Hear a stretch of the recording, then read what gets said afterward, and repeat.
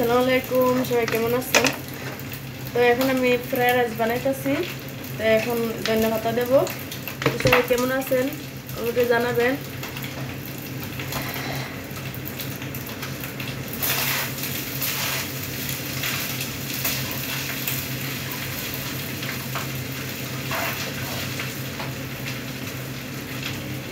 এখন ধন্যবাদগুলি দিয়ে দেবো।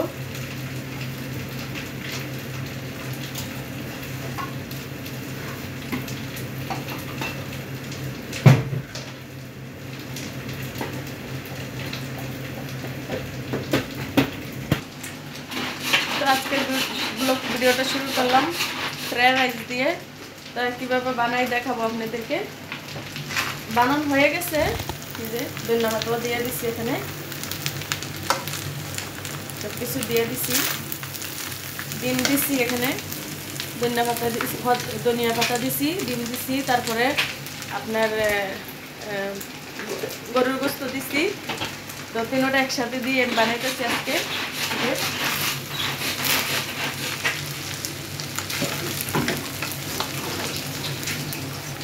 অলরেডি হয়ে গেছে আমার, এখন আমি নামাবো। তো এই তো আমার হয়ে গেছে এখন ফ্রাইড রাইস। হ্যাঁ মুশকিল नहीं है, बहुत हेवी है सिस्टर,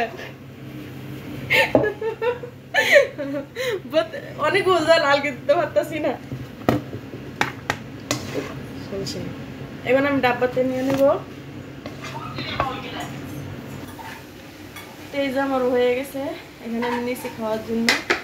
আর এটাতে আমি বাইরে টিফিনে লাগছি, পরে খাবো। আর এটা এখন খাবো। তো এই তো আজকের ভিডিওটা এই পর্যন্তই, ছোটো একটা ভিডিও বানাইলাম। তো এখন আমি খাবারটা খাবো। তো সব ভালো থাকবেন। উন্নত আজকে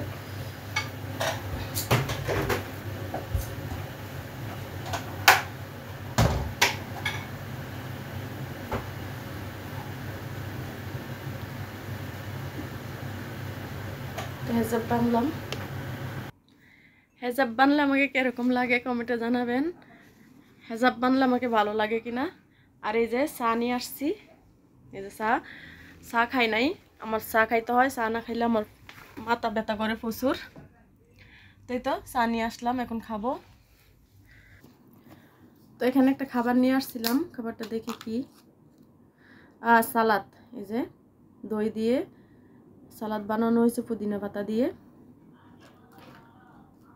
চাটনি সালাদ না, ভুল বলছি।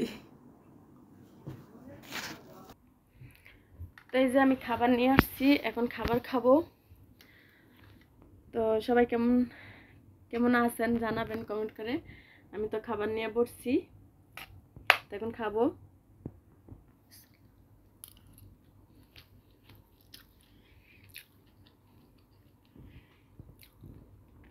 আমি প্রথম বানাইছি ফ্রাইড রাইস, এই যে দেখেন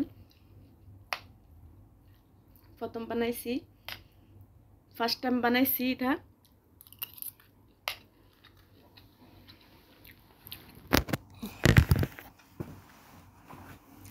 আমার রুমে লাইটের সমস্যা, বুঝছেন, লাইট অন্ধকার, তার জন্য আমার চেহারাতে আলো আসতেছে না। তো এই যে ফ্রাইড রাইস, ডিম, কাঁচামরিচ, তারপরে মুরগির মাংস দিয়ে বানাইছি।